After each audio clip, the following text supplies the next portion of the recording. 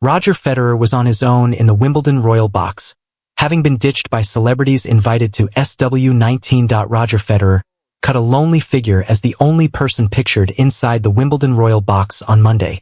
The Swiss tennis legend, who has won at SW19 on 8 occasions, returned to the famous venue where he is considered an iconic figure not just for his success on court, but also for the admiration from fans. That love didn't appear to extend to inside the Royal Box, however, as Federer was seen sitting on his own with not a famous face in sight. He turned out for Alexander Zverev's match against Yuri Lehecka, his third tie of the day in the best seat in the house on center court. Federer had already watched Jasmine Paolini beat Alex Ila on the same court in Monday's opening match. He remained in attendance as new British star Arthur Ferry announced himself to the world with a 5-set thrilling victory over Grigor Dimitrov, in which he was given a special shout-out by the victor. However, after nearly 4 hours of Ferry battling Dimitrov, ending 7-5, 3-6, 4-6, 6-4, 7-6, 7, to the home favorite, there was a mass exodus from the guests of honor. They went back inside in large numbers, perhaps to enjoy some dinner or have a comfort break of their own between matches.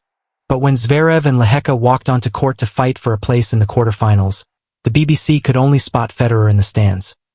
But Federer will still be over the moon at being singled out by Ferry, who pointed to the 44-year-old up in the then-packed stand, and said, "First time on this court. 5 sets against an absolute legend of the game. I grew up 5 minutes from here. We've got probably the greatest of all time in the front row watching. I saw him." Speaking ahead of the match, the Brit explained that watching Federer on the same court inspired him to become a professional. "I've watched matches on center court before," the British number 3 explained last week. "I watched the final in 2014, I think Djokovic-Federer. That's my main memory of watching a big match there. I would go down there and have a look around.